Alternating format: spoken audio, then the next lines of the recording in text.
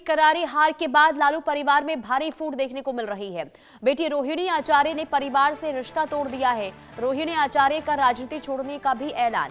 मेरा कोई परिवार नहीं है, उन्होंने मुझे निकाला है। संजय रमीज का नाम लेंगे तो गाली दी जाएगी और मारा जाएगा, ये रोहिणी आचार्य की तरफ से सोशल मीडिया पोस्ट के जरिए कहा गया। रोहिणी ने अपनी एक्स हैंडल से एक पोस्ट को रीपोस्ट किया जिसमें रमीज के बारे में कुछ जानकारी साझा करते हुए चौंकाने वाले दावे किए गए हैं। इस पोस्ट में दावा यह किया गया है कि रोहिणी जिस रमीज का जिक्र कर रही हैं वो कोई साधारण शख्स नहीं है, बल्कि रमीज नेतम नाम का एक ऐसा व्यक्ति है जिसकी पृष्ठभूमि बेहद विवादास्पद बताई जाती है।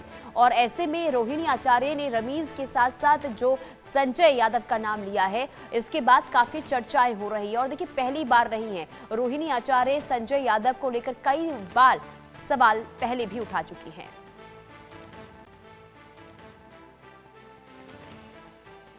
और आज इस तरह का पिताजी को छोड़ने की बात कर दी आपने, क्या हुआ? नहीं, मेरा कोई परिवार नहीं है। अब ये जाकर के आप संजय, रमीज, तेजस्वी यादव से पूछिए, मेरा कोई परिवार नहीं है। वही लोग निकाला है हमको परिवार से, क्योंकि रिस्पॉन्सिबिलिटी लेना नहीं है उनको। पूरा दुनिया बोल रहा है जो चाणक्य बनेगा तो चाणक्य से आप सवाल पूछिएगा। जब कार्यकर्ता चाणक्य से सवाल कर रहा है, पूरा देश दुनिया सवाल कर रहा है कि पार्टी का ये ऐसा हाल क्यों हुआ। अब जब संजय, रमीज, इन लोग का नाम लीजिए तो आपको घर से निकाल दिया जाएगा, आपको बदनाम किया जाएगा, आपको गाली दिलवाया जाएगा, आपके ऊपर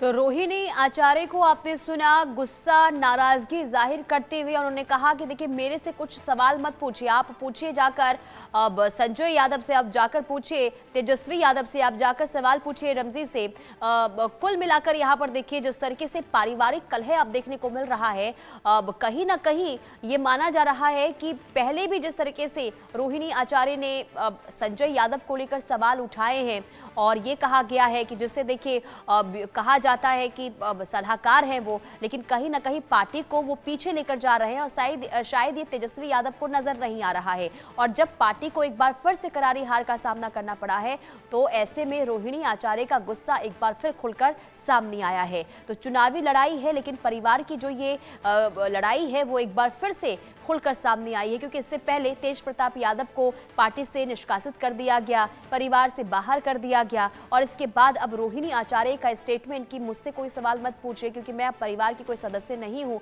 ना ही मैं अब पार्टी की कोई सदस्य, क्योंकि मैंने पार्टी से इस्तीफा दे दिया है। तो कुल मिलाकर यहाँ पर देखिए, अब जो नतीजे सामने आए हैं और उसका सीधा सीधा असर यहाँ पर अब देखने को मिल रहा है आरजेडी में और लालू परिवार के अंदर, क्योंकि संजय यादव जिसे लेकर रोहिणी आचार्य इस तरीके से सवाल उठा रही हैं, ये माना जाता है कि सलाहकार है वो तेजस्वी यादव की, राज्यसभा सांसद हैं और तेजस्वी यादव उन्हीं के कहने पर तमाम चीजें करते हैं। और इसे लेकर रोहिणी आचार्य पहले भी कह चुकी हैं कि आप जिसे सलाहकार मान रहे हैं, जिसे आप चाणक्य मानकर चल रहे हैं, वो कहीं ना कहीं पार्टी को पीछे लेकर जा रहे हैं। और आपको याद होगा, जब चुनाव प्रचार की शुरुआत हुई थी और जब वोटर यात्रा की शुरुआत हुई थी तो उस दौरान तेजस्वी यादव के बगल में संजय यादव की जो तस्वीर सामने आई थी, इसे लेकर भी खुलकर नाराजगी जताई गई थी रोहिणी आचार्य की तरफ से। और शैलेंद्र हमारे संवाददाता तमाम जानकारी के साथ जुड़ चुके हैं। शैलेंद्र, जो नतीजे सामने आए वो अब पारिवारिक कलह में तब्दील हो चुके हैं। रोहिणी आचार्य का ये बयान कि मेरा अब परिवार से कोई नाता नहीं है और साथ ही साथ पार्टी से भी अब वो खुद को अलग उन्होंने कर लिया है। जी बिल्कुल, पार्टी से अलग कर लिया है। और या यूं कहें कि जो बयान उन्होंने रात में यानी देर रात एयरपोर्ट पे दिया है वो अपने आप में बहुत गंभीर बयान है कि किसी परिवार में जो चीजें चलती हैं, जो पृष्ठभूमि बनती है और पृष्ठभूमि कैसी होती है उसमें बाहरियों का दखल। यानी लालू प्रसाद का अपना परिवार है, 7 बेटियां हैं, 2 बेटे हैं और उनमें यानी बेटों से बड़ी बेटियां हैं और रोहिणी आचार्य का अपना स्थान है, चूंकि उन्होंने अपने पिता के लिए कहें सबसे बड़ा सेक्रीफाइस किया, उनको किडनी दान की, यानी किडनी डोनेट की। और लालू प्रसाद यादव लंबे समय तक सिंगापुर में रहे, जहां उनकी किडनी का ट्रांसप्लांट हुआ, और हंसकर एक तरह से कहा जाए रोहिणी आचार्य ने ये किया था। और उसके बाद ही 2022 की ये बात है, 2024 में उनको पार्टी जो है वो छपरा से चुनाव लड़वाती है और लगभग 13,000 वोटों से वो हारती हैं। ये तो एक अलग बात हुई, लेकिन पार्टी में चल क्या रहा है ये विशेष बात है, क्योंकि ये एक दो दिन की बात नहीं है कि एक दो दिन में चीजें ऐसी आ गई। क्योंकि कल ये एक्सट्रीम जिसको कह सकते हैं, क्योंकि जो विरोधी भी हैं वो भी ये कह रहे हैं कि वो एक अच्छी लड़की है और परिवार को संभालना चाहिए, यानी परिवार को उसको समझाना चाहिए कि वो इस तरह का कदम नहीं उठाए।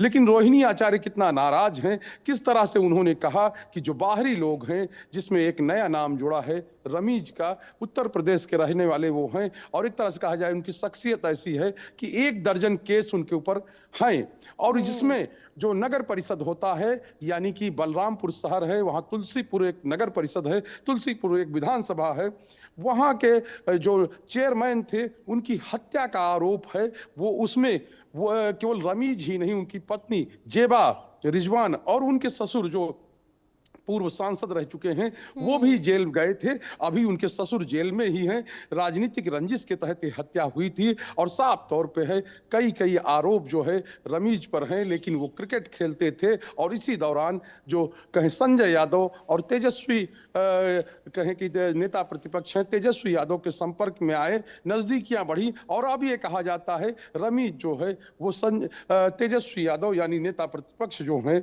उनके ऑफिस में काम करते हैं। लेकिन उनका रुतबा कितना बड़ा है या उनका उस परिवार में दखल कितना है, ये रोहिणी आचार्य ही कह रही हैं। ये हमारे शब्द नहीं है कि ये जाकर उन लोगों से पूछिए, क्योंकि जो सवाल करने पर चप्पल उठाते हैं तो आप समझिए कि स्थिति कहां पहुंच गई है। यानी कि ये लालू प्रसाद यादव की बड़ी बेटी है, और जो ऐसी बेटी है जो परिवार के साथ खड़ी रहती रही है, और कोई भी संकट हो, कोई भी बात हो, कोई भी राजनीतिक आरोप प्रत्यारोप हो, उसमें सबसे आगे रोहिणी आचार्य का नाम आता था। जिस तरह से वो सोशल मीडिया पर सक्रिय हैं, या यूं कहें कि जिस तरह से वो पार्टी और परिवार का बचाव करती रही हैं।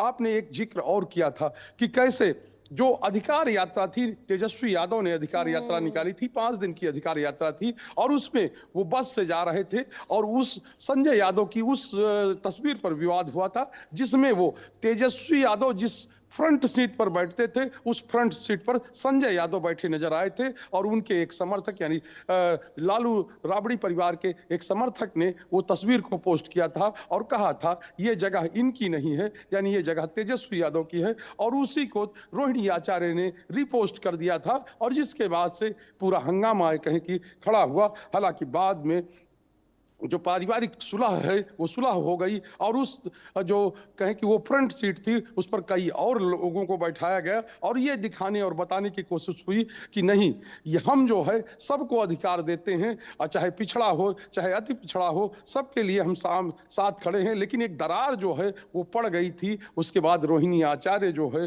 वो आई, उन्होंने प्रचार भी किया, लेकिन अब जब उन्होंने एक्सट्रीम कदम उठाया है, यानी कि वो साफ तौर पे जो दोपहर में ये पोस्ट हुई और देर रात वो जा रही थी एयरपोर्ट पे, तो उनके साथ परिवार का कोई सदस्य नहीं था, उनके कुछ सहयोगी थे, और वो बहुत मायूस थी। और उन्होंने कहा, उनसे जब सवाल किया गया तो उन्होंने साफ तौर पे कहा कि ये आप जाकर तेजस्वी, संजय यादव और रमीज से पूछिए कि आखिर सवाल जब किया जाता है, इतनी बड़ी हार हुई है उसको लेकर सवाल हो रहा है, तो वहां पर धमकियां दी जा रही हैं, मारपीट करने की बात कही जा रही है, चप्पल उठाकर डराया धमकाया जा रहा है। तो ये आप समझिए साफ तौर पे कि बिहार का सबसे बड़ा परिवार है लालू प्रसाद यादव का, राजनीतिक परिवार है, और उसमें ये चीजें चल रही हैं कि एक बेटी ने खुद ही अपने आप को राजनीति और परिवार दोनों से अलग कर बिल्कुल। दिया और इससे पहले शैलेंद्र, तेज प्रताप यादव को भी हमने देखा किस तरीके से परिवार के खिलाफ बोलते हुए नजर आए, तेजस्वी यादव के खिलाफ बोलते हुए नजर आए। कुल मिलाकर देखिए अब पारिवारिक कलह जो है अब वो खुलकर सामने आ रहा है, और कहीं ना कहीं ये भी माना जा रहा है कि इसका असर जो है नतीजों में भी सामने आया है। बहुत शुक्रिया शैलेंद्र तमाम जानकारी देने के लिए।